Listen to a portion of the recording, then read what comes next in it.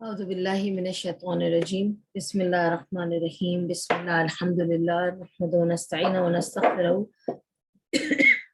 ونعوذ باللہ من شرور انفسنا ومن سیئات اعمالنا من يهده الله فلا مضل له ومن يضلل فلا هادي له اشهد ان لا اله الا الله واشهد ان محمدا عبده ورسوله فاما بعد اعوذ باللہ من الشیطان الرجیم بسم اللہ الرحمن الرحیم۔ ہم کر رہے ہیں سیرت النبوی اور ہم رسول اللہ صلی اللہ علیہ وسلم کی سیرہ کے الحمدللہ 19 بھاگ کر چکے ہیں، 19 حصے کر چکے ہیں۔ آج انشاءاللہ 20واں حصہ کریں گے، اور لاسٹ والے حصے میں ہم نے یہ کیا تھا کہ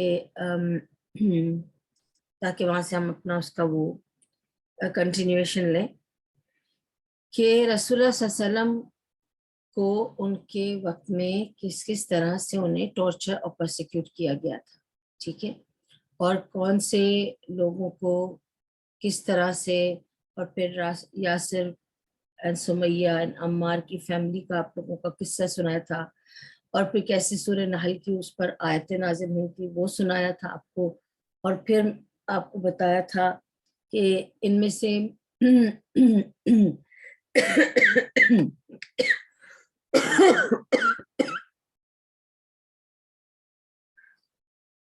پھر آپ کو بتایا تھا کہ ان میں سے زیادہ تر ایزیلی پرسیکیوٹ کون ہوتے تھے؟ جو لیبر طبقہ تھا، جو سلیو طبقہ تھا، جیسے بلال رضی اللہ عنہ تھے، عبداللہ بن مسعود تھے، صہیب رومی تھے، یا خباب بن الارات تھے۔ یہ وہ لوگ تھے جن کا جو کیونکہ غلام تھے اور غلامی سے آزاد کیے گئے تھے، اور جن کے اپنے قبیلے وہاں موجود نہیں تھے، ان کے لیے کوئی ڈیفینس نہیں تھا اور ان کے اوپر زیادہ ظلم ہوتا تھا۔ تو یہ سب آپ کو میں نے ڈفرینٹ بتائے تھے کہ ٹارچرز کس طرح سے پرسیکیوشن ہوئی تھی۔ وہ تو ساری وہ ٹارچر کی بات تھی جس پہ نبی صلی اللہ علیہ وسلم پر ایموشنل ٹارچر پہنچ رہا تھا۔ ٹارچر کس کو کیا جا رہا تھا اس وقت؟ ان صحابہ کو، اور تکلیف کس کو پہنچ رہی تھی؟ نبی صلی اللہ علیہ وسلم، ٹھیک ہے۔ اور میں نے آپ کو اس لیے بتایا کہ صہیب رومی بھی آئے اور انہوں نے بھی آ کے کہا یا رسول اللہ اتنی شدت ہو رہی ہے ہمارے یہ تکلیف میں، پریشانی میں۔ تو آپ کو پتہ ہے کہ ان کو دیکھ کر تکلیف کسے ہو رہی تھی؟ نبی صلی اللہ علیہ وسلم کو، اور مقصد بھی یہی تھا کہ تکلیف نبی صلی اللہ علیہ وسلم کو ہی ہو۔ تو یہ ان کو ذہنی تکلیف پہنچ رہی تھی۔ تو اب تک جو کچھ بھی ہم نے کیا لاسٹ ویک، اس میں نے آپ کو بتایا کہ کس طرح سے تشدد برتا گیا نبی صلی اللہ علیہ وسلم کے صحابہ پر، جو شروع کے ارلی مسلمز تھے، اور جس سے نبی صلی اللہ علیہ وسلم کو بہت ذہنی چوٹ پہنچی، بہت ہی زیادہ ان کو تکلیف پہنچی۔ تو یہ تو ذہنی تکلیف پہنچ رہی تھی اب تک نبی صلی اللہ علیہ وسلم کو۔ ابھی تک ہم نے وہ بات نہیں کی تھی کہ نبی صلی اللہ علیہ وسلم کو فزیکلی انہوں نے کیسے اٹیک کیا۔ اب تک تو ان لوگوں کو ہی، صحابہ کو ہی ادھر ادھر تکلیف دے کر، اور ان سے، جیسے میں نے آپ کو کہا، بلال رضی اللہ عنہ کو پورے ٹاؤن میں گھسیٹا گیا اور ان کو لپیٹ کر اور یہی کہا گیا کہ کہو کہ لات اور عزا ہے، اور وہ کہتے تھے احد احد احد احد۔ تو یہ سارا کچھ جو ہو رہا تھا تشدد، یہ سب ان پر تھا۔ تو نبی صلی اللہ علیہ وسلم پر کب شروع کیا اور کیا کیا ہوا؟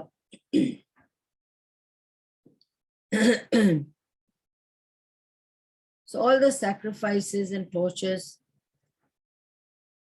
ٹھیک ہے، on the Prophet صلی اللہ علیہ وسلم، اور کیوں اللہ تعالیٰ نے یہ ٹارچرز ہونے دیے۔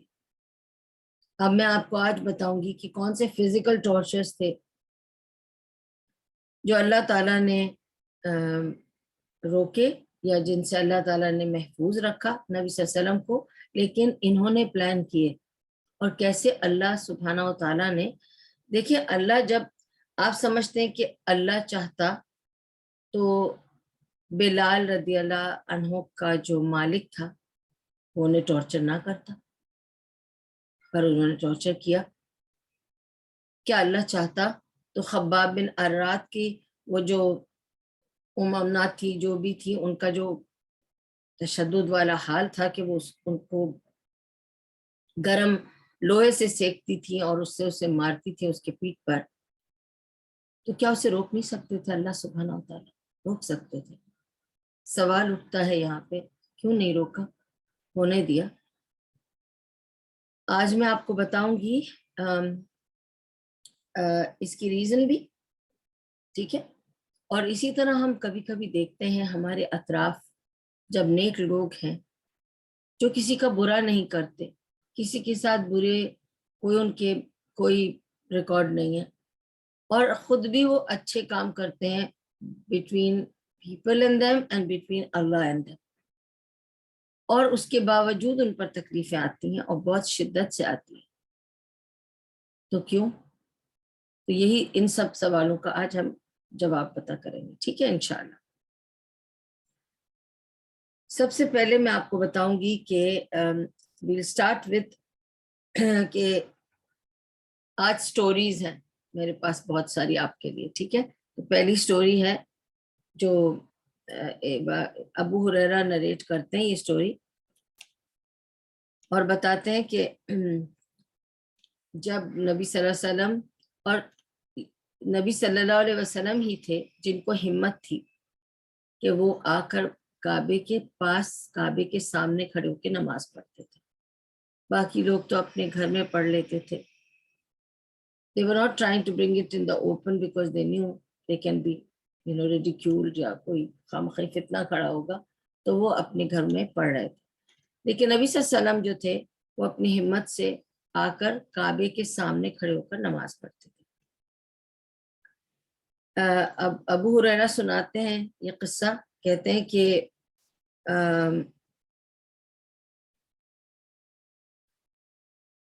ابو جہل بیٹھا تھا اپنے دوستوں کے ساتھ, اور اس نے کہا کہ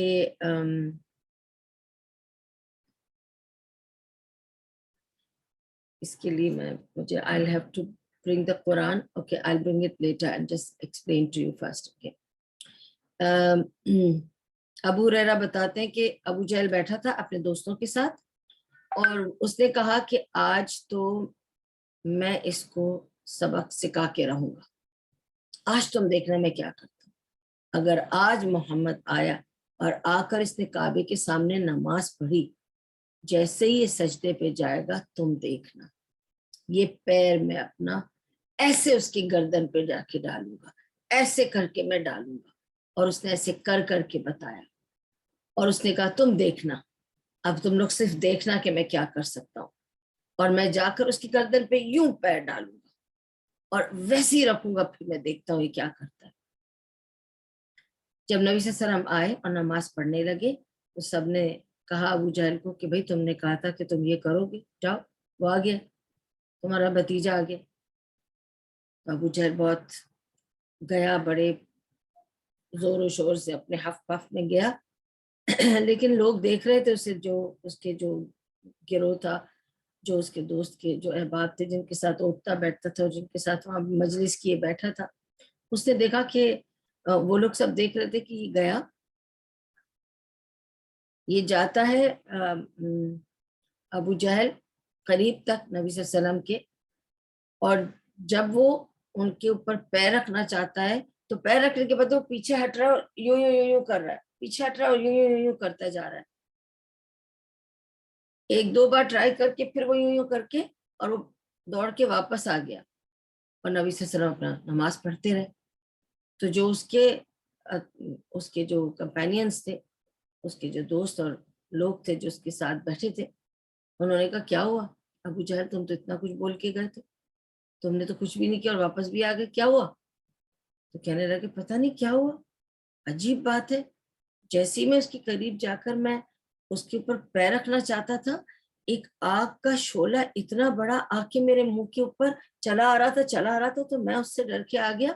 مجھے نہیں سمجھ میں آ رہا تھا کہ کہاں سے آ رہا تھا وہ آگ کا شعلہ, وہ بار بار آ رہا تھا. تو انہوں نے کہا ہمیں تو کچھ دکھائی نہیں دیا.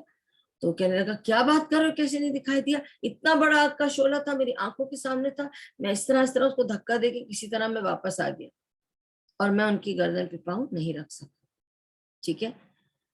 اور رسول اللہ صلی اللہ علیہ وسلم بتاتے ہیں کہ وہ آگ کا شعلہ خاص جہنم سے آسمان کے فرشتے لے کر نیچے آئے تھے اور انہوں نے یہ تہیہ کیا ہوا تھا، ان کو یہ حکم دیا گیا تھا کہ اگر یہ قریب آ گیا ڈرے بغیر اس شعلے سے بھی اور ٹچ کیا تو ہم اس کے چھیتڑے اڑا دیں گے.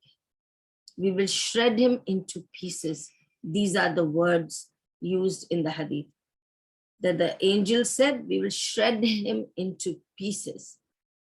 یہ آتا تو صحیح قریب، یہ تو آگ خاص آسمان سے لائی گئی تھی اس کو جلانے کے لیے، جلا کے پیس پیس اس کو کر دیتے، اس کا کچھ نہیں بچتا.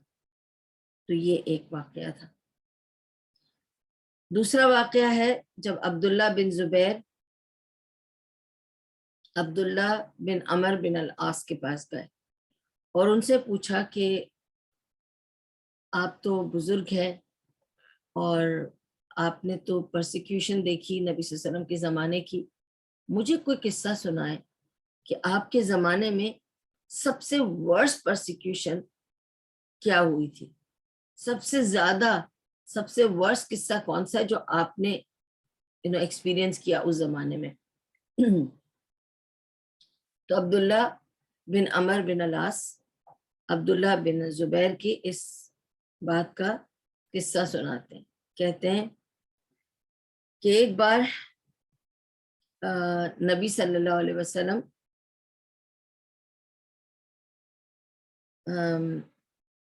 جیسے وہ آتے تھے، ابھی میں نے آپ کو بتایا کہ وہ بول بھی آتے تھے اور آ کے خانہ کعبہ کے بالکل سامنے کھڑے ہو کے نماز پڑھتے تھے. تو اسی طرح ایک روز وہ آ کر نماز پڑھنے لگے. ابو جہل کے ساتھ اس کے کچھ ساتھی بیٹھے ہوئے تھے اور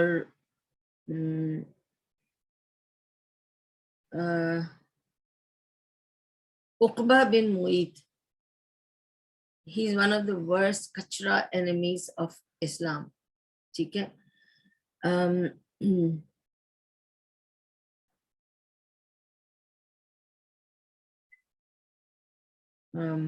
Just a moment.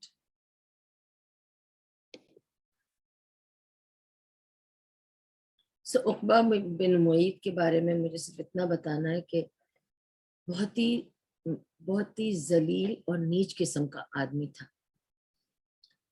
دیکھیں نبی صلی اللہ علیہ وسلم کے دشمن تھے، ٹھیک ہے، جو ان کے اچھے دشمن تھے، جنہیں کہنا چاہیے اچھے، مطلب دشمن تو اچھے نہیں ہوتے، but when I'm saying like this I mean وہ چیپ حرکتیں نہیں کرتے. جب بندہ چیپ ٹیکٹکس پہ نکل آئے نا تو وہ اس کی بری خصلت کہیں یا اس کی بری کلاس کہیں، he becomes a cheap person. دیکھیے دشمن بھی ایک اپنے طریقے کی دشمنی نبھائے، جیسے کتنے سارے اور نبی صلی اللہ علیہ وسلم کے دشمن تھے پر وہ چیپ ٹیکٹکس نہیں کرتے تھے نبی صلی اللہ علیہ وسلم کے ساتھ. but this one ایک ابو جہل تھا اور ایک عقبہ بن معیط. he was very they were one of those cheap enemies of Islam and Rasulullah صلی اللہ علیہ وسلم. تو اس نے کیا کیا کہ اس نے تو ابھی تو اس نے صرف دیکھا کہ نبی صلی اللہ علیہ وسلم نماز پڑھنے آئے ہیں اور یہ اس نے ویٹ کیا کہ نبی صلی اللہ علیہ وسلم سجدے میں کب جاتے ہیں. جب وہ سجدے میں گئے، جیسے وہ سجدے میں جھکے، اس نے اپنے ثوب کو ایسے کر کے پلٹا اور ان کا گلا دبایا اور دبا کے انہیں دبوچ کر انہیں مارنا چاہتا تھا. ٹھیک ہے. He put his thawb around his head and tried to pull it so that he get muffled and he would die and choke. کسی نے جا کر ابو بکر رضی اللہ عنہ کو بتایا کہ عقبہ بن معیط ان کو چوک کر رہا ہے، ان کو کپڑے سے ان کا منہ باندھ دیا ہے اپنے ثوب کے اندر, اور you know how you would put it around your neck and then you hold it and you try to squeeze somebody, like you've seen in movies and all, that this is how they choke person. تو ابو بکر صدیق پیچھے سے آئے اور انہوں نے اس کو کھینچا اور اس کو صرف اتنا کہا کہ کیا تم اس آدمی کو صرف اس لیے مارنا چاہتے ہو کیونکہ وہ کہتا ہے کہ اللہ ایک ہے, جسٹ بیکاز اس کا بلیف الگ ہے تو تم کیا اس کو مار ڈالو گی اس کی وجہ سے؟ تم کہتے ہو کہ اللہ لات ہے عزا, ہم تو نہیں تمہیں مار رہے, تم اسے اس بات پہ کیوں مارنا چاہتے ہو؟ اور اس طرح سے اس کو چھڑایا. اور نبی صلی اللہ علیہ وسلم کو obviously he was almost choking, but these are the words that Abu Bakr Siddiq radiallahu anhu used, that are you going to kill someone just because he believes in Allah? Is this a reason for you to just kill him? Is he doing anything to you? کیا وہ تمہارے کام کے بیچ میں آتا ہے؟ کیا وہ تمہیں کسی چیز سے روک رہا ہے؟ کیا تمہارے ساتھ بدتمیزی کرتا ہے؟ تم کس بنا پہ اسے مارنا چاہتے ہو؟ اور عقبہ بن معیط کو ہٹایا. یہ تو دوسرا قصہ تھا. تیسرا صحیح بخاری میں ہے یہ قصہ, and this is also one of the bad cheap tactic that they tried to do. یہ وہ چیزیں میں بتا رہی ہوں جن سے رسول اللہ صلی اللہ علیہ وسلم ڈائریکٹلی خود دو چار ہوئے اور جس سے انہیں خود سامنا کرنا پڑا. تو physically how they tried to assassinate him, kill him, squeeze him, choke him, and God knows, do everything possible to hurt him. اور اگر مر جاتے تو ان کو تو بہت ہی اچھا لگتا, تو آئیڈیا اور ایم تو وہی تھا ان کا. یہ قصہ بھی it's a little bit difficult, okay, but I'm going to tell you about it, that Ibn Masud رضی اللہ عنہ یہ نریٹ کر رہے ہیں. اب ابن مسعود رضی اللہ عنہ کا آنکھوں دیکھا واقعہ. اب آپ سوچیں گے کہ ابن مسعود نے آنکھوں سے یہ دیکھا اور یہ قصہ سنا رہے ہیں. جب آپ قصہ سن لیں گی نا تو پھر میں آپ کو بتاؤں گی کہ ابن مسعود کا اس میں کیا رول تھا. He is just a spectator. He could not save Rasulullah sallallahu alaihi wasallam or come in the way. Okay? That is another thing. تو وہ بھی میں آپ کو سمجھاؤں گی. تو ابو جہل بیٹھا تھا اپنے یار دوستوں کے ساتھ. یہ ان کی بیٹھک تھی, ٹھیک ہے, وہ آ کے یہاں بیٹھا کرتے تھے. نبی صلی اللہ علیہ وسلم پھر مسجد میں آئے, مکے میں کعبے میں آئے اور کعبے کے سامنے آ کے نماز پڑھنے لگے. کیونکہ mind you there was no masjid, there was no prayer area except for کعبہ. اور although کعبے کے اندر بت وغیرہ رکھے ہوئے تھے, پر نبی صلی اللہ علیہ وسلم نے کعبہ is Kaaba and this is the house of Allah, so he would come and pray there. دوسرے بھی آ کے اپنی اپنی جو ان کی عبادتیں وہ کیا کرتے تھے, بٹ یہ عبادت تو ان لوگوں کے لیے انوکھی تھی اور ان کو کھٹکتی تھی. تو نبی صلی اللہ علیہ وسلم آ کے جب نماز پڑھنے لگے, now camel is not slaughtered every now and then there, ٹھیک ہے, even here for that matter. کبھی کبھی camel slaughter ہوتا ہے, once in a week kind of a thing. It's not something every day like بکرے, دمبے, گائے, یہ سب تو روز ذبح ہوتے ہیں نا, لیکن کیمل کبھی کبھی ذبح ہوتا تھا.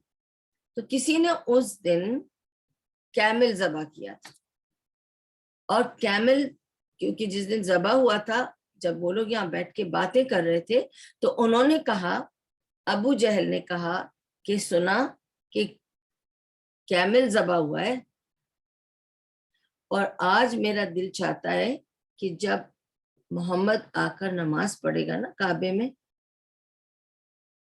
تو اس کے سر پر نا اس مرے ہوئے کیمل کا وہ جو اس کے سب گند ہوتا ہے نا پیٹ کا, دیکھیں جب ہم سلاٹر کرتے ہیں اینیمل کو تو اس کے پیٹ کے گند کو نکال کے باہر پھینکتے ہیں, ٹھیک ہے, اور جو بھی اس کی اور گندی چیزیں وہ بھی سب وہاں پھینکتے ہیں. تو جو کیمل کو ذبح کیا تھا جس نے, وہ گوشت تو کیمل کا لے گیا اور جو ضروری پارٹس تھے وہ لے گیا, باقی اس کی گندگی اور کیمل کا جو بھی مرے ہوئے حصہ ہوتا ہے, جو بیکار ہوتا ہے وہ سب اس نے وہاں پھینکا ہوا تھا. ٹھیک ہے. And you know, when these things come out and they are lying there for some time, they start rotting and smelling bad. And it's the gand of the pet. ٹھیک ہے, پیٹ کا سب گندگی تھی. Now Abu Jahl is suggesting کہ آج ہم کیا کریں گے, کیونکہ کیمل ذبح ہوا ہے, تو لیٹس سی. آج میرا دل چاہتا ہے کہ اس کیمل کا جو گند ہے نا پیٹ کا, وہ جا کے اس کے سر پہ ڈالا جائے. کون لا کے دے گا مجھے یہ کیمل کا گند؟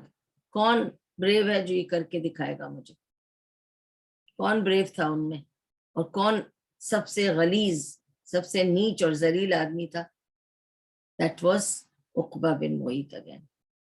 And he said, میں کروں گا. بہت فخر سے کھڑا ہوا, اس نے کہا میں کروں گا.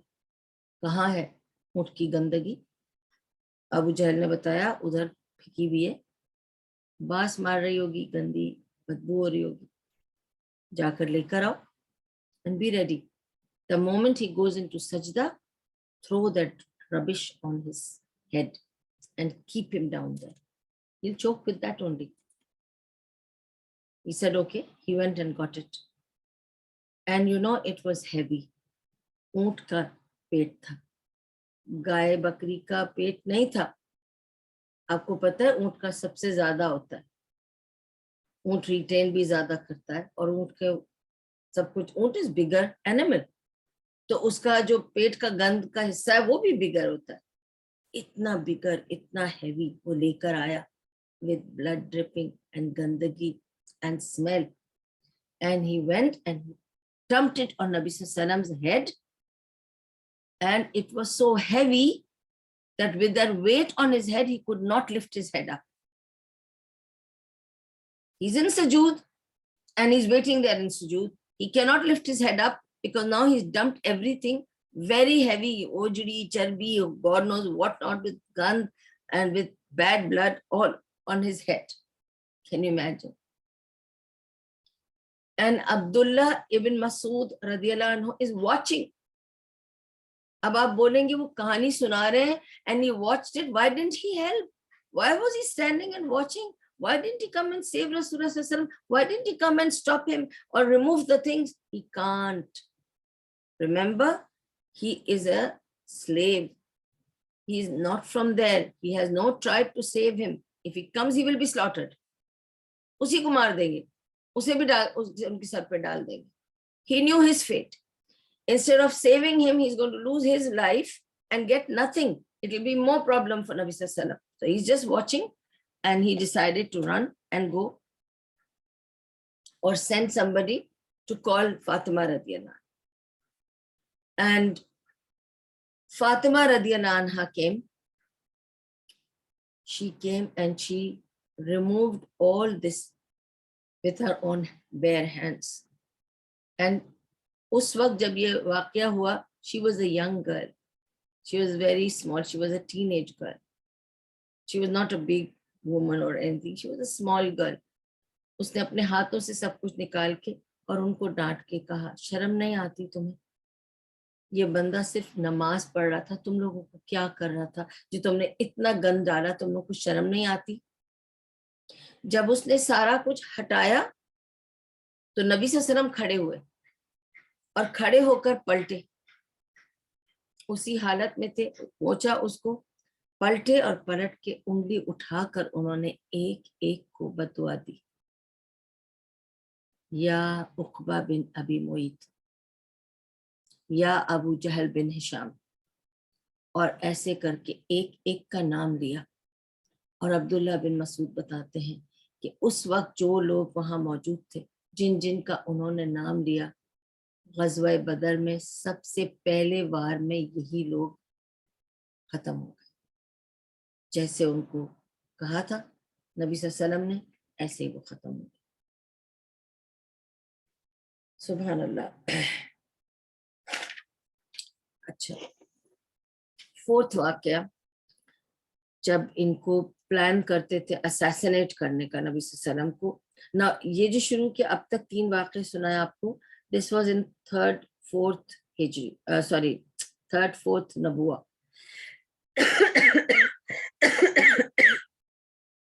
نبوت آنے کے آپ کو میں نے بتایا. دیکھیں ہم سیرہ میں چل رہے ہیں نا, آپ میرے ساتھ ساتھ چل رہے ہیں نا, please listen to where we are now.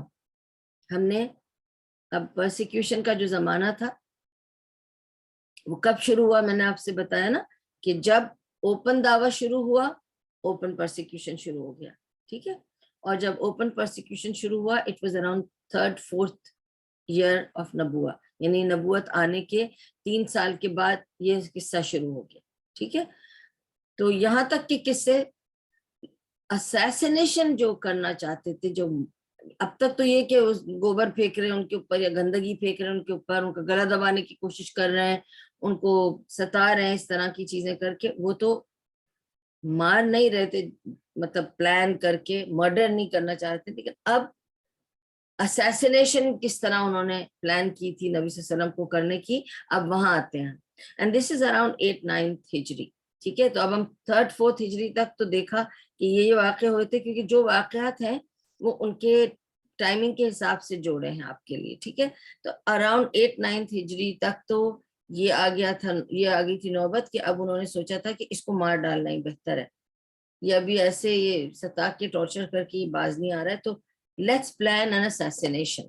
ٹھیک ہے, تو ایک پڑوس میں جو ان لوگ کے نیبر تھی عائشہ رضی اللہ عنہا کی, نبی صلی اللہ علیہ وسلم کے گھر میں جو پڑوسی تھی, اس کو یہ بھنک ہو گئی کہ مے بی اس کے ہسبینڈ کے کوئی لوگ ہوں گے جنہوں نے آپس میں بات کی ہوگی کہ نبی صلی اللہ علیہ وسلم کو اس طرح سے اسیسنیٹ کیا جائے. اس نے آ کے عائشہ رضی اللہ عنہا کو بتا دیا اور کہا کہ آج رسول اللہ صلی اللہ علیہ وسلم کو مسجد میں نہیں جانے دینا. ٹھیک ہے, آج مطلب حرم میں ان کو نہیں جانے دینا, کیونکہ آج they have all decided to kill him. آج تو وہ پورے تیاری کے ساتھ ہیں کہ آج تو وہ باقاعدہ ان کو قتل کر دیں گے. ٹھیک ہے, تو ان کو بالکل بھی جانے مت دینا. تو نبی صلی اللہ علیہ وسلم نے اپنی سنت ادا کی گھر میں, اور پھر جب وہ جانے لگے تو عائشہ رضی اللہ عنہا نے ان سے کہا کہ یا رسول اللہ, میری پڑوسن نے مجھے یہ بتایا ہے کہ آج وہ آپ کو مارنے والے ہیں, پلیز آج آپ مت جائیں, آج آپ مت جائیں کیونکہ وہ آپ کو مار دیں گے. نبی صلی اللہ علیہ وسلم نے فرمایا تو مت فکر کرو, سب ٹھیک ہو جائے گا. انہوں نے 2 رکعت نماز پڑھی اور اللہ سے دعا کی. ٹھیک ہے, and of course from this only we learn the power of dua. Okay, the power of reliance on Allah. Allah may test you, the struggles will come to you, but if you have your reliance on Allah, if you have your trust on Allah, اگر آپ کا پورا پورا بھروسہ اللہ پر ہے تو آپ دنیا سے ڈریں گے نہیں, آپ ہمت اور مضبوطی سے اپنا اگلا قدم اٹھائیں گے, آپ کو ڈر نہیں لگنا چاہیے. ٹھیک ہے, تو انہوں نے اللہ سے دعا کی اور وہ مسجد کی طرف چل پڑے. یہ سارے تلواریں لے کر کھڑے تھے, چاقو لے کے, سب لائن سے پیچھے ہاتھ کر کے چاقو لے کے کھڑے تھے سارے کے سارے, اور ان کا ارادہ یہ تھا کہ جیسے ہی نبی صلی اللہ علیہ وسلم مسجد میں آئیں گے ہم ان کو پکڑ کر مار دیں گے. سمپل, پوری پلاننگ ہو چکی تھی, پوری ریہرسل ہو چکی تھی, سب کچھ واز ان پلیس. جب وہ نبی صلی اللہ علیہ وسلم مسجد میں آئے, انہوں نے دیکھا یہ سب جس طرح سے کھڑے ہیں, ہر طرف سے کھڑے ہیں, as if they will just come and ambush him, kill him. It was all well planned. But nobody moved from their places. They all got paralyzed from their lower limbs and they could not move their feet forward. جہاں نبی صلی اللہ علیہ وسلم تھے, یہ لوگ اپنی اپنی جگہوں سے آگے آ کر نبی صلی اللہ علیہ وسلم کو ایمبش کر کے مار سکے ہی نہیں. ان کے پیر پیرالائز ہو گئے, جم گئے, ہلا نہیں سکے, ایک جنبش نہیں کر سکے. نبی صلی اللہ علیہ وسلم مسجد میں اپنی نماز پوری پڑھی انہوں نے, اور دیکھا کہ یہ کھڑے ہیں وہیں پر بت بنے ہوئے جہاں جہاں کھڑے تھے. نبی صلی اللہ علیہ وسلم نے مٹی اٹھائی, مٹی اٹھا کے ان کے منہ پہ ماری اور منہ پہ مار کے کہا شاہت الوجوہ, curse be on you. May these faces be cursed. And راوی بتاتے ہیں کہ جتنے لوگ اس دن تھے مسجد میں جن پر نبی صلی اللہ علیہ وسلم نے مٹی پھینکی تھی اور یہ قرض کی تھی کہ شاہت الوجوہ، اللہ قرض کرے ایسے چہروں کو جو آج مجھے اسیسینیٹ کرنے آئے. اس کے لیے راوی کہتے ہیں کہ وہ بھی جتنے لوگ تھے وہ بھی غزوہ بدر میں ہی سب مارے گئے، تو ان کی قرض ان کو پوری لگی. تو یہ دونوں واقعات آپ دیکھ لیجئے کہ کیا ہوا تھا. میں آپ کو سورہ اقرا بسم ربک الذی کا بتانا چاہتی ہوں فرام دیٹ انسیڈنٹ آف جو میں نے پریویس انسیڈنٹ آپ کو بتایا تھا، اور اس لیے میں نے کہا کہ مجھے لانا پڑے گا، لیکن I am just going to bring it and read it out to you. تو جب ابو جہل جو کچھ بھی اس نے کیا، وہ سب گندگی پھینکی ان کے اوپر، وہ جو کچھ بھی کیا، اسی وقت جب نبی صلی اللہ علیہ وسلم پلٹے اور انہوں نے ایک ایک انگلی اٹھا کے ایک ایک کو کچھ کہا، اسی وقت آیتیں نازل ہوئیں. کون سی آیتیں نازل ہوئیں؟ آپ کو پتہ ہے اقرا بسم ربک الذی خلق کی صرف شروع کی 5 آیتیں آئی تھیں، باقی آیات اس وقت نازل ہوئیں جب یہ واقعہ ہوا. اور میں صرف اس کا ترجمہ پڑھ کے آپ کو تھوڑا سا بتاؤں گی، کیونکہ اس کی پوری تفسیر آپ کو دے چکی ہوں. تفسیر میں آپ کو مل جائے گا، اگر آپ تفسیر کی ویڈیو دیکھیں گے اس میں مل جائے گا، لیکن یہاں میں صرف ترجمہ پڑھ کے آپ کو صرف بتانا چاہتی ہوں کہ کون سی آیتیں کیوں اور اس کا کیا معنی تھے. ٹھیک ہے؟ اور میں یہ قصہ پہلے بھی سنا چکی ہوں، مگر یہ آج ہم سیرہ میں کر رہے ہیں تو وہ میں آپ کو الگ سے بتا رہی ہوں. اعوذ باللہ من الشیطان الرجیم، بسم اللہ الرحمن الرحیم. سو اقرا بسم ربک الذی خلق، خلق الانسان من علق، اقرا وربک الاکرم الذی علم بالقلم، علم الانسان ما لم یعلم. پڑھو اے نبی اپنے رب کے نام کے ساتھ جس نے پیدا کیا جمے ہوئے خون کے ایک لوتھڑے سے انسان کی تخلیق کی. پڑھو اور تمہارا رب بڑا کریم ہے جس نے قلم کے ذریعے سے علم سکھایا، انسان کو وہ علم دیا جسے وہ نہ جانتا تھا. یہاں تک کی آیتیں آئی تھیں جو غار میں آئی تھیں. This was the first ayahs ever revealed from the Quran. ٹھیک ہے؟ لیکن باقی آیات اس وقت نازل ہو رہی ہیں جب یہ واقعہ پیش آیا، جب اس نے گندگی ڈالی ان کے سر پر. اللہ سبحانہ وتعالیٰ نے کہا کلا ان الانسان لیطغی، ہرگز نہیں انسان سرکشی کرتا ہے. اور کس لیے کرتا ہے؟ ان رآہ استغنی، اس بنا پر کہ وہ اپنے آپ کو بے نیاز دیکھتا ہے. میں پاورفل ہوں، میں بے نیاز ہوں، مجھے کوئی نہیں ٹچ کر سکتا، میں ابو جہل ہوں، میں مخزوم ٹرائب کا لیڈر ہوں، مجھے کوئی چھو کے تو دیکھے. وہ بے نیاز ہے، اس کی وجہ سے وہ اکڑ جاتا ہے، یہ اکڑ اس میں آ جاتی ہے. ان الی ربک رجعا، حالانکہ پلٹنا یقیناً تیرے رب کی ہی طرف ہوگا. انا للہ و انا الیہ راجعون، ان الی ربک رجعا.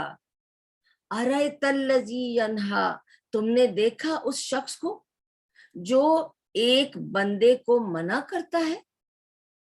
ارأیت الذی ینہا عبدا اذا صلی، منع کرتا ہے کس چیز کے لیے؟ صلی، نماز پڑھنے کے لیے، صلاح پڑھنے کے لیے، جبکہ وہ صرف نماز پڑھنا چاہتا ہے، تم سے لڑنا نہیں چاہتا، تم سے بات نہیں کر رہا، تمہیں کچھ کہہ نہیں رہا، وہ آتا ہے مسجد میں اپنی نماز پڑھنے کے لیے. تم نے دیکھا اس شخص کو جو اس آدمی کو روکتا ہے، کس لیے؟ کہ وہ نماز پڑھتا ہے. ارأیت ان کان علی الہدی، تمہارا کیا خیال ہے اگر وہ بندہ راہ راست پر ہو یا پرہیزگاری کی تلقین کرتا ہو. ارأیت ان کان علی الہدی، جو تم نے دیکھا کہ وہ کس چیز پہ تمہیں بلا رہا ہے؟ خدا پر، ہدایت پر. او امر بالتقوی، اور تمہیں کہتا ہے اچھے کام کرو اللہ سے ڈر کے، اللہ کے ساتھ، اور پرہیزگاری کرو برے کاموں سے.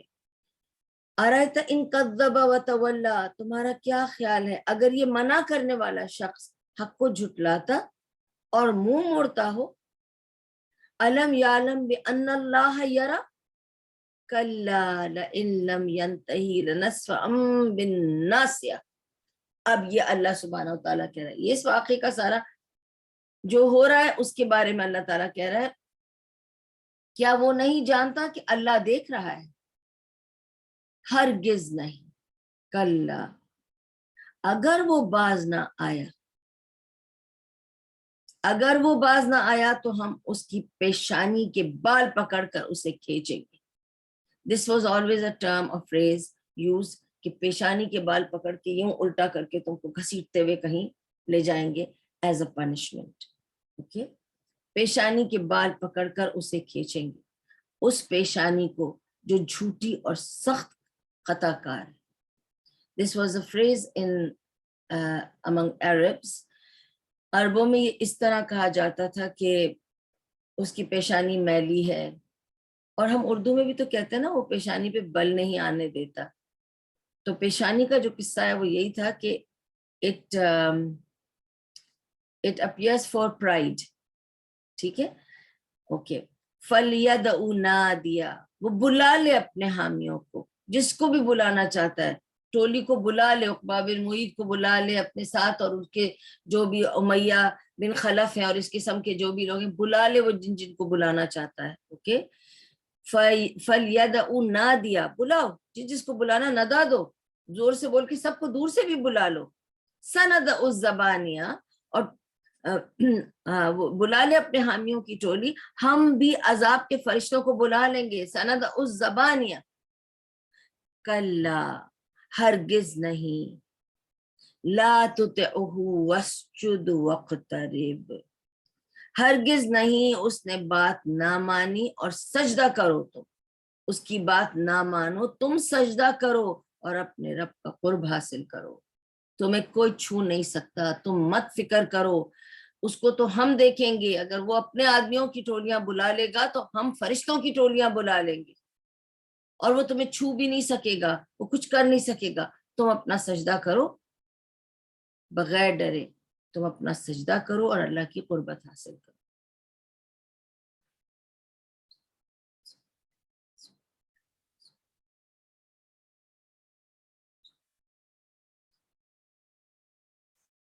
سجدے کی آیت آئی ہے، پلیز سجدہ کر لیں. there is no need to wait and do it afterwards. اگر آپ کا وضو نہیں بھی ہے، سجدہ جو نماز سوری قرآن پڑھنے کا سجدہ ہوتا ہے اس کے لیے اس کی ضرورت نہیں ہے.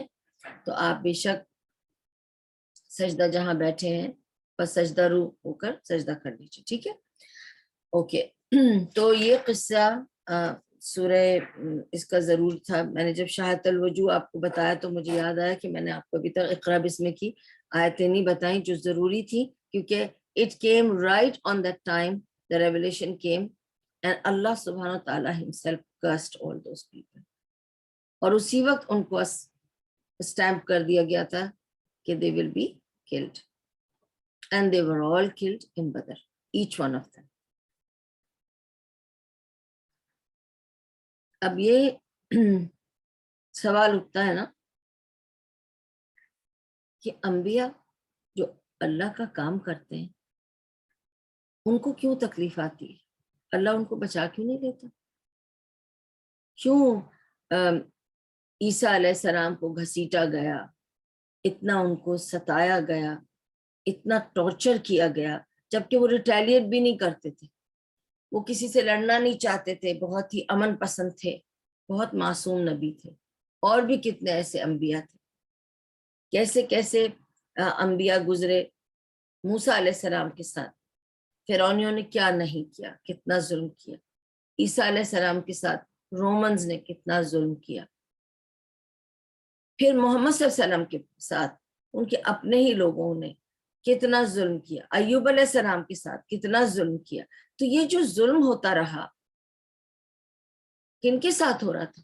ان نبیوں کے ساتھ. ایک سوال اٹھتا ہے کہ وہ تو اللہ کا کام کر رہے تھے، وہ تو جیسے اللہ کہہ رہا تھا ویسے کر رہے تھے، وہ تو گناہ بھی نہیں کر رہے تھے، وہ تو کوئی غلط کر بھی نہیں تھے، کسی کے لیے غلط سوچ بھی نہیں تھے، اور دعویٰ اور یہ جو بھی اللہ کا کام بھی کر رہے تھے اس میں کسی کے ساتھ وہ کوئی جسے کہتے ہیں ناانصافی کرنا یا کسی کے اوپر کوئی ان کی طرف سے کوئی تشدد یا ظلم نہیں ہو رہا تھا ایکسپٹ فار ڈیفینس، پھر بھی اللہ سبحانہ تعالیٰ نے ان کو اتنی سفرنگ سے کیوں گزارا؟ اس کا جواب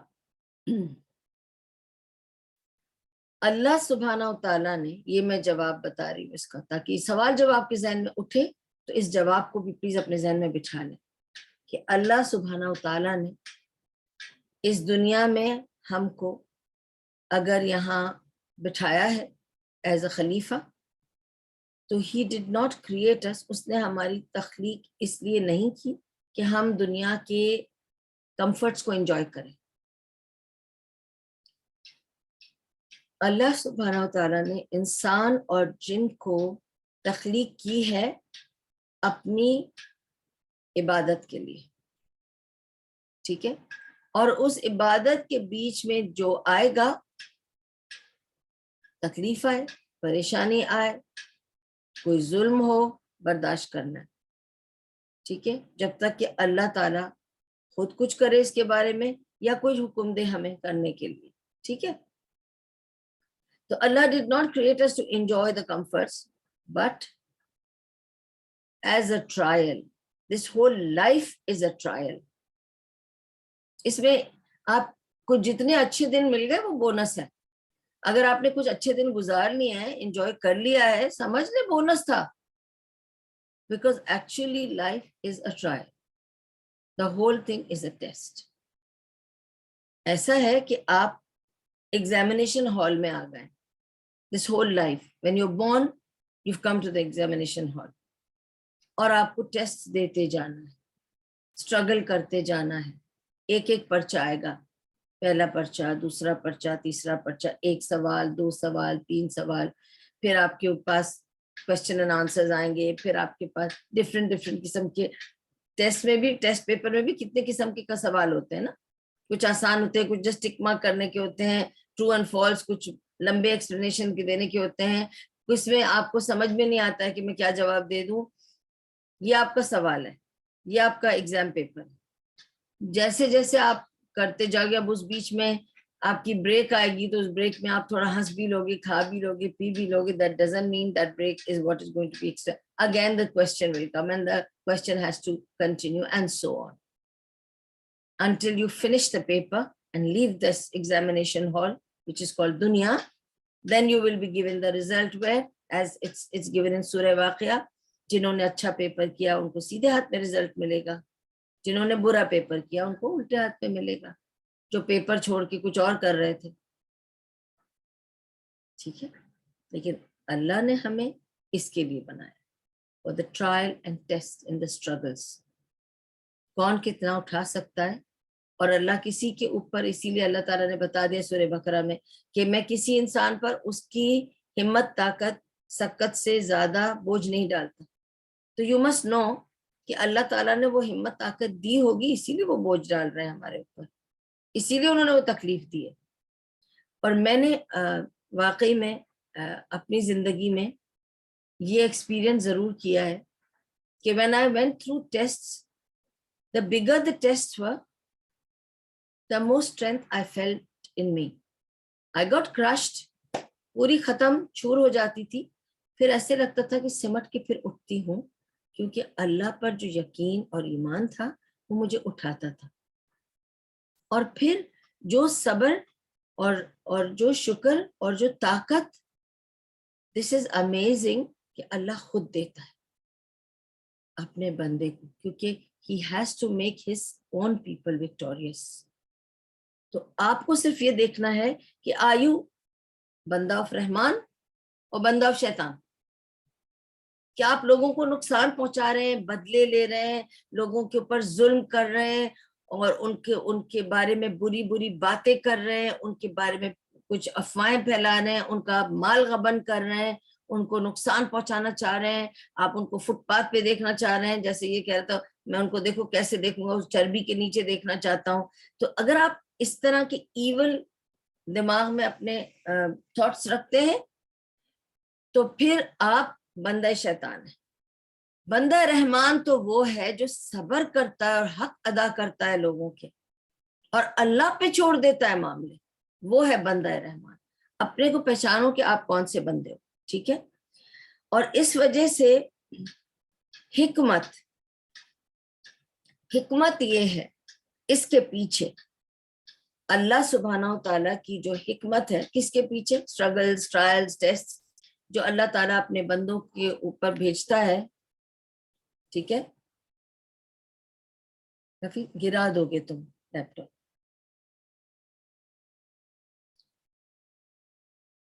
جو اللہ تعالیٰ تکلیفیں بھیجتا ہے، ٹرائلز بھیجتا ہے، ٹیسٹ بھیجتا ہے، جو بھی اسٹرگلز ہوتے ہیں، ٹھیک ہے، جو اللہ سبحانہ و تعالیٰ ہم سے لیتا ہے، اس کے پیچھے حکمت یہ ہے کہ وہ یہ چاہتا ہے کہ ہم اس کی خوشنودی حاصل کر لیں، اللہ کو خوش اور راضی کر لیں، اللہ کی رحمت کو جیت لیں۔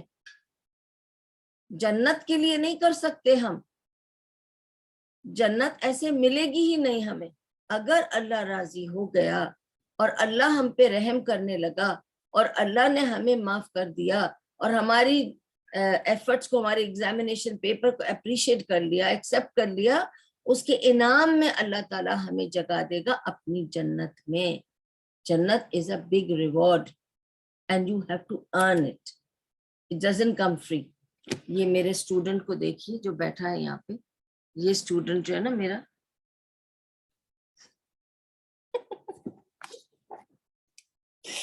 you have to see whenever I'm giving a talk here, he's always intrigued کہ میں کس سے بات کر رہی ہوں اتنی دیر سے اور اس سے کیوں نہیں بات کر رہی، اسی لیے وہ چڑھ کے یہاں آ جاتا ہے اوپر، and I'm thinking گرا دے گا میرا لیپ ٹاپ یہاں پہ، تو اس لیے I wanted you to see۔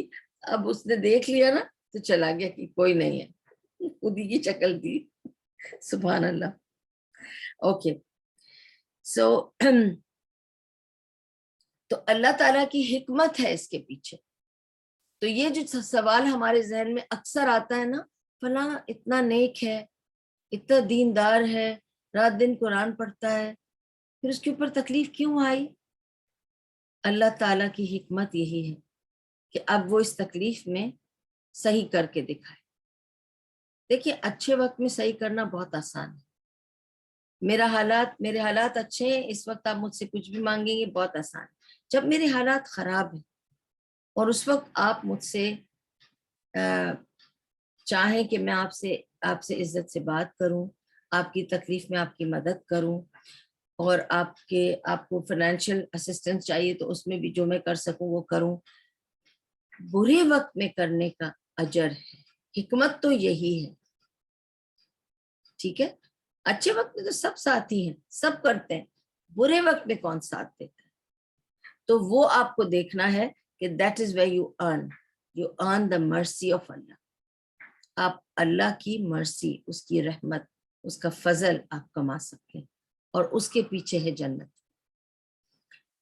کیونکہ دیکھیں نا، جب اللہ آپ کو اتھارٹی دیتا ہے، پاور دیتا ہے، پیسہ دیتا ہے، اسٹیٹس دیتا ہے، آپ کو ایک جگہ پہنچا دیتا ہے، ٹھیک ہے، پھر اللہ آپ کے سامنے ایسے سرکمسٹینسز لاتا ہے، ایسے لوگ لاتا ہے جو آپ کو نیچے، آپ سے کچھ چاہتے ہیں کہ آپ کچھ کریں، ٹھیک ہے، اور اس وقت اگر آپ فیل ہو گئے تو یو آر فیلڈ، اس وقت اگر آپ پاس ہو گئے so the whole thing is all about trial and tests، سب کچھ is about tests، ٹھیک ہے۔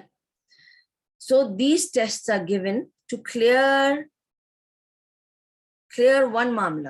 کون سا وہ معاملہ ہے جو یہ ٹیسٹ کلیئر کرتا ہے؟ ان سارے ٹیسٹ کا مقصد کیا ہے؟ اس کا مقصد یہ ہے کہ اللہ تعالیٰ چاہتا ہے کہ پیور کو امپیور سے الگ کر دیا جائے۔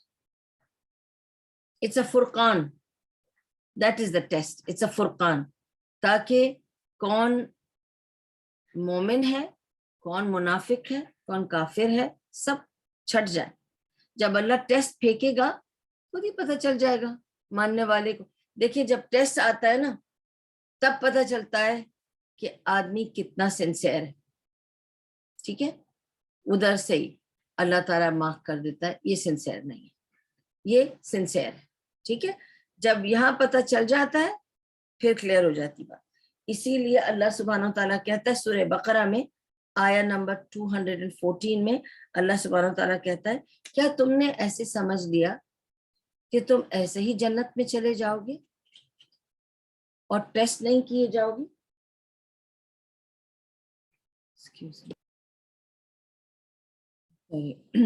سو آیت نمبر 214 آف سورہ بقرہ میں بتا رہی تھی آپ کو کہ اس میں اللہ سبحانہ تعالیٰ کہتا ہے کہ کیا تم نے سمجھ لیا کہ تمہیں ایسے ہی جنت میں ڈال دیا جائے گا، تمہیں ٹیسٹ نہیں کیا جائے گا؟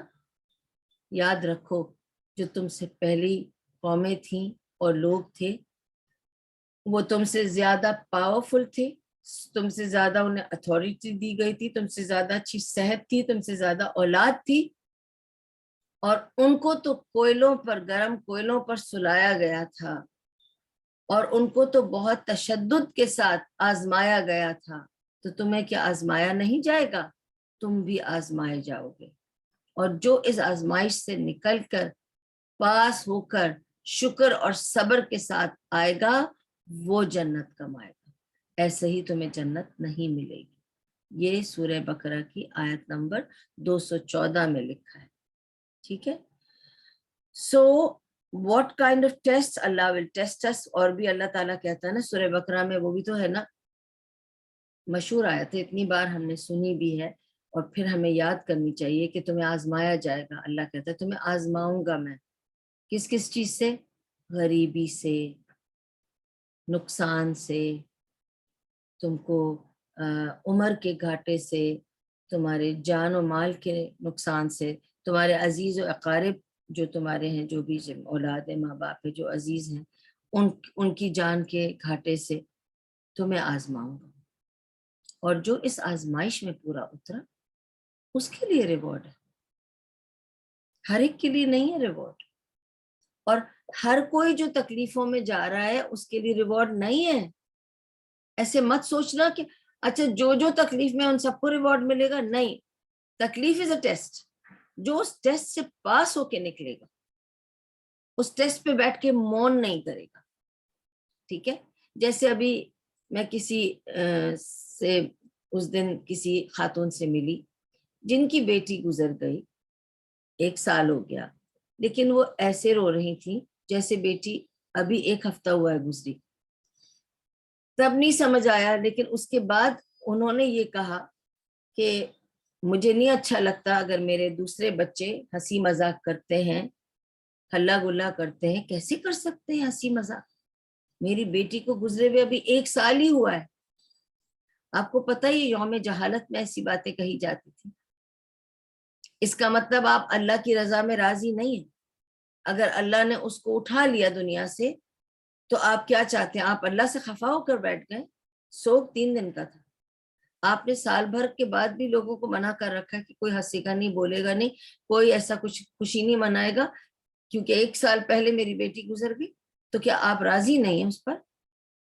اللہ سبحانہ و تعالیٰ کی چیز تھی، اس نے لے لی، انا للہ و انا الیہ راجعون آپ نے بولا نا، تو چیز تو آپ کی تھی ہی نہیں، وہ تو اتنے ہی مدت کے لیے آئی تھی اور اس نے مدت میں چلی گئی۔ ہر کوئی اتنی مدت کے لیے آئے گا جتنی مدت اس کے لیے لکھی گئی ہے، اور اسی مدت پہ وہ چلا جائے گا، اور ان کا جانا یہ وہ چیز ہے جس کا ذکر قرآن میں ہے سورہ بقرہ میں کہ تمہیں جان اور مال کے گھاٹے سے آزماؤں گا۔ اللہ تعالیٰ کہتے ہیں تمہیں مفلسی سے، بھوک سے، ڈر سے، خوف سے میں تمہیں آزماؤں گا۔ اللہ تعالیٰ نے جب کہہ دیا وہ تمہیں اس طرح سے آزمائے گا تو aren't we supposed to be prepared؟ تمہیں بتا دیا گیا کہ کس کس چیپٹر میں سے کوشچن آئے گا and you're not prepared۔ تو آپ کو یہ سمجھنا ہے کہ جب یہ جان کا گھاٹا ہو، مال کا گھاٹا ہو، you have to have صبر، you have to have صبر and شکر۔ اللہ تیرا شکر ہے اور اللہ میں صبر کرتا ہوں، تیری رضا میں خوش۔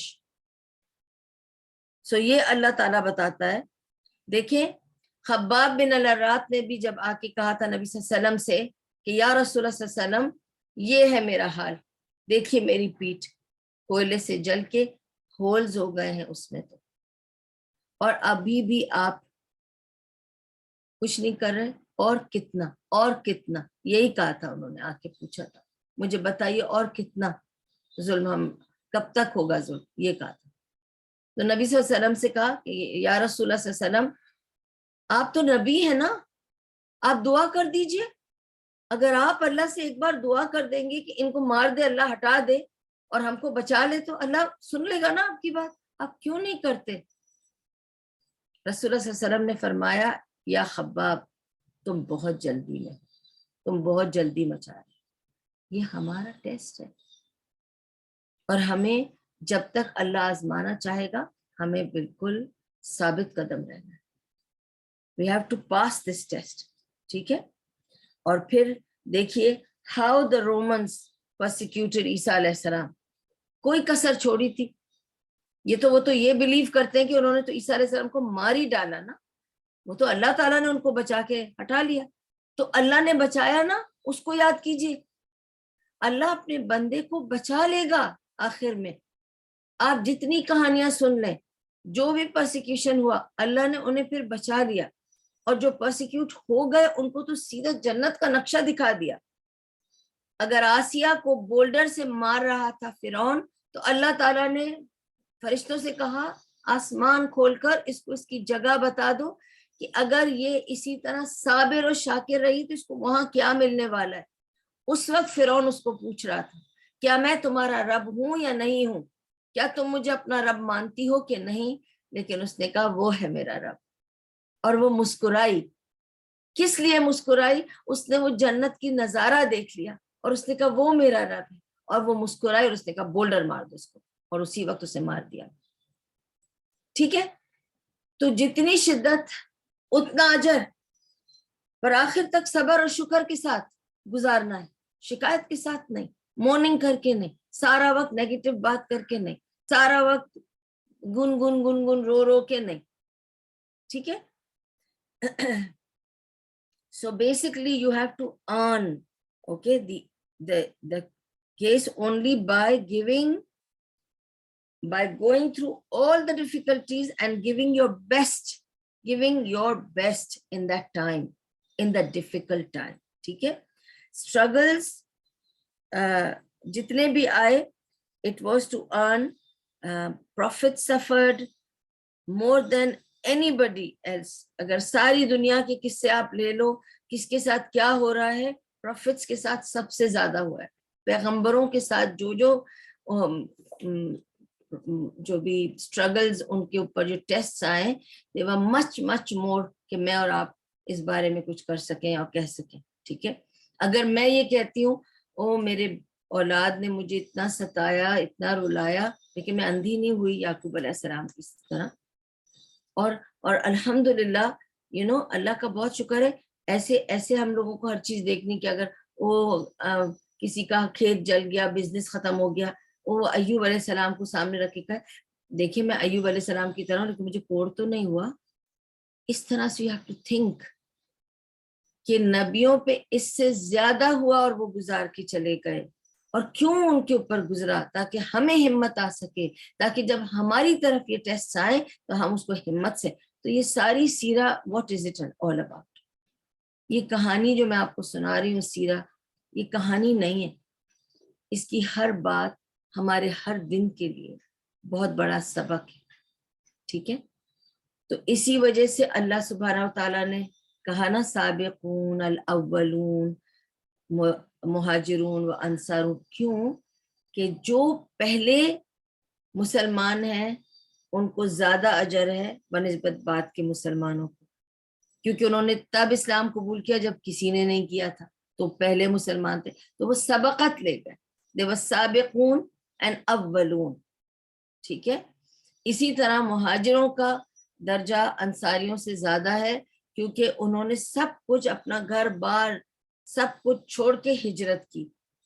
اوکے. تو ان کا درجہ بہت زیادہ ہے, کیونکہ انہوں نے نبی صلی اللہ علیہ وسلم پر ایکسپٹ کیا, صرف ان کو نبی نہیں, ان کی ہر بات کو جب انہوں نے کہا چھوڑ دو یہ جگہ, وہ ہجرت بھی کر کے چلے گئے, سب کچھ پیچھے چھوڑ کر چلے گئے. اور اس کو بھی میں اور اچھی طرح سے آپ کو سمجھاؤں گی انشاءاللہ.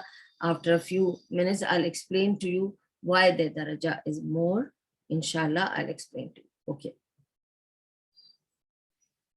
اب we come to the next scene. Okay. جب اب کتنے صحابہ ہو گئے, اب کچھ صحابہ اور ہو گئے ایکسپٹ کر لیا اسلام. تو 20 صحابہ ہیں تقریباً کچھ 20 صحابہ ہیں جو نبی صلی اللہ علیہ وسلم کے ساتھ ہیں. تو اب نبی صلی اللہ علیہ وسلم کو لگتا ہے کہ جب 20 صحابہ ہو گئے ہیں تو we must have a place of congregation.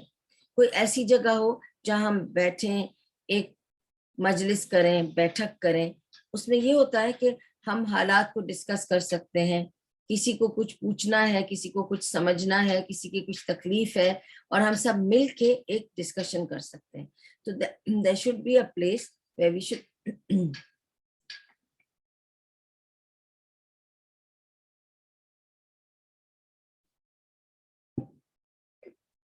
there should be a place, okay, where we should sit together and discuss the matters کہ کیا ہو رہا ہے, کیا نہیں ہو رہا ہے, کس کو کیا ضرورت ہے, اب نیکسٹ کیا کرنا ہے, کون کیا کر رہا ہے, جو بھی کچھ ہو رہا ہے حالات حاضرہ پہ اور اپنے حالات پہ ڈسکس کرنے کے لیے اب ایک جگہ چاہیے. اب جب یہ ان کو لگا کہ 20 لوگ ہیں اور سب مل جڑ کر ایک جگہ بیٹھنا چاہتے ہیں تو کیا کیا جائے, تو نبی صلی اللہ علیہ وسلم نے سوچا کہ ٹھیک ہے. اور آپ کو یہ بھی بتا دوں دوبارہ سے ریمائنڈ کر کے کہ اس وقت کوئی مسجد نہیں تھی.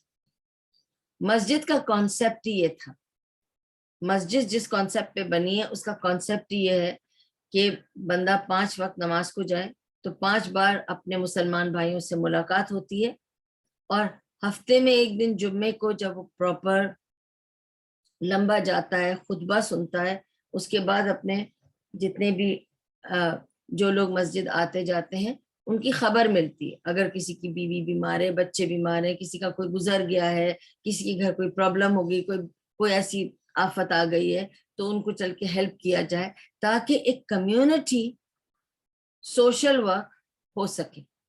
ایک دوسرے کی مدد کرنا, ایک بھائی کو دوسرے بھائی کا علم ہونا چاہیے تاکہ اس کی کوئی مدد, کوئی ضرورت ہو تو سب مل کے کمیونٹی بن کر اس کو پوری کرے. تو it's an idea of community orientation where people can provide help to each other and also discuss matters of importance. لیکن نبی صلی اللہ علیہ وسلم نے اس کے لیے جس شخص کا گھر چوز کیا وہ تھا ارقم بن الارقم. ناؤ ارقم بن الارقم جو تھا اس کا نام تو شاید before he came to Islam his name was actually Asad ibn al-Azza. وہ لات اور عزا کا نام تھا, تو اسد ابن العزا یا عزا ایسا نام تھا اس کا, اور اس کو بلاتے تھے ارقم بن الارقم. اور اس نے اپنا گھر آفر کیا تھا, نبی صلی اللہ علیہ وسلم نے اس کے گھر کو چوز کیا اور کہا کہ ارقم کے گھر میں سب جمع ہوا کریں گے, جب بھی ہم آپس میں ڈسکس کر لیں گے کہ کس وقت جمع ہونا ہے, سب ارقم کے ہی گھر میں جمع ہوں گے, اور یہاں پہ پھر ہماری کانگریگیشن ہوگی, یعنی ہماری مجلس بیٹھک یہاں ہوگی. ٹھیک ہے. اب this meeting place which is Arqam's house was fixed around 3rd 4th after نبوہ. ٹھیک ہے. تو نبوت کا 3را 4تھا تقریباً سال تھا جب ان کو لگا کہ کچھ 20 صحابہ ہو چکے ہیں, یعنی 20 لوگ مسلمان ہو چکے ہیں, تو اب ہم 20 ہیں, لوگ بڑھ رہے ہیں, تو اب جیسے جیسے لوگ بڑھیں گے تو we have to now connect in a home so that we can get together some place and talk about this, اور سیکھنا سکھانا بھی اس میں ہوتا رہا. ٹھیک ہے. But the question is نبی صلی اللہ علیہ وسلم نے ارقم کا گھر کیوں چوز کیا, کسی اور کا گھر کیوں نہیں چوز کیا؟ So let's go over that points. Okay. First point, الارقم جو تھا وہ ایک نوبل مین تھا, بہت ہی عزت دار گھرانے کا, قریش کا آدمی تھا. آپ کو یہ پتا ہونا چاہیے جو قریشی ہے وہ ایلیٹ ہے. ٹھیک ہے. تو وہ قریش میں بھی, وہ قریش میں ایلیٹ قریش تھا, اور in Quraysh he was not from the tribe of Banu Hashim which is Nabi sallallahu alaihi wasallam's tribe. He was from the tribe of Makhzum. Who else was from the tribe of Makhzum? Who's the leader of the tribe of Makhzum? Abu Jahl. So now He's taken the house of a man who comes from Makhzum tribe, Abu Jahl's tribe. ठीक है, और अबू जहल के tribe का था, बनु हाशिम से नहीं था, तो शक होने का इम्कान नहीं था। अगर नबी सल्लल्लाहु अलैहि वसल्लम बनु हाशिम के कबीले के किसी आदमी के घर को पसंद करते तो एक शक होता, जब लोग देखते कि इतने सारे लोग सब एक जगह जा रहे हैं, जरूर कुछ खिचड़ी पक रही है यहाँ, तो शक होता। लेकिन क्योंकि वो मखजूम की कबीले का आदमी था, अल-अरकम, तो वहां शक होने की गुंजाइश कम थी। देखो नबी सल्लल्लाहु अलैहि वसल्लम की जब हम सीरा करते हैं ना, एक बात याद रखो, नबी सल्लल्लाहु अलैहि वसल्लम was a strategist, he was a planner, he was an organizer, and he was a strategist. Everything he did it with a strategy. And of course, Allah subhanahu wa ta'ala's wisdom and his teaching, his guidance was always there for him. Alhamdulillah. उनकी क्या strategy थी कि ऐसी जगह लूं, घर जहां पे शक ना हो किसी को, ठीक है।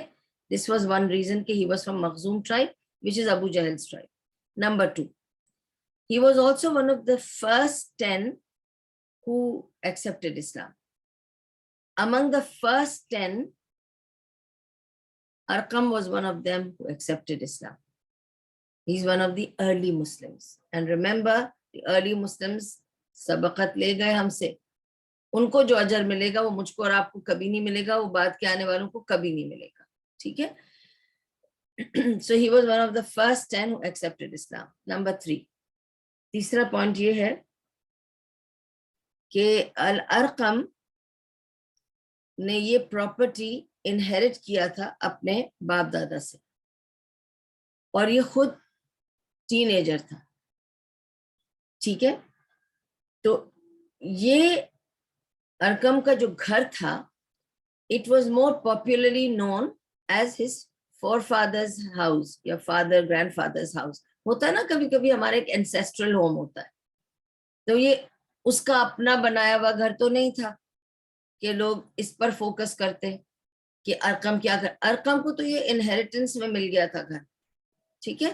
तो ये इसका अपना बनाया हुआ नहीं था कि लोग शक करते कि ये यहाँ क्या कर रहा है, ये तो बाप दादा ने इसको घर दिया है, ये उसमें रहता है। तो दिस वाज अनदर रीजन कि शक कम होगा, ठीक है।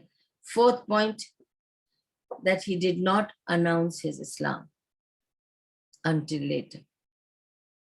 ये मुसलमान तो he was one of the first 10 to become Muslim, to accept and embrace Islam, but he kept it hidden, secret.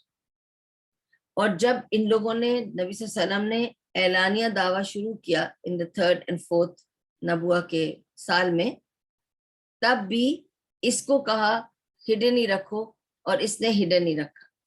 तो जब लोग इसको मिलते तो ये नहीं सोचते कि ये रसूल सल्लल्लाहु अलैहि वसल्लम के साथ इस मामले में मिलता जुलता है या इसने एक्सेप्ट कर लिया है।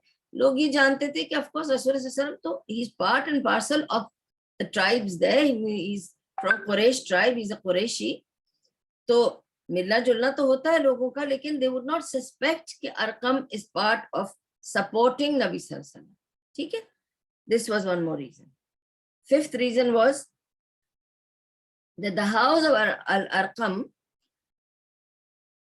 you know, very strange that the house of Al-Arqam, जो उसका घर था, वो कहाँ located था आपको पता है? Al-Arqam का घर था right behind the Safa पहाड़ी। Where is the Safa पहाड़ी? आप लोग उम्रा करते हैं ना, आपको पता है ना, काबे पे खड़े होकर सफा नजर आता है। It's right in the heart of the city. Safa की पहाड़ी is right in the heart of the city.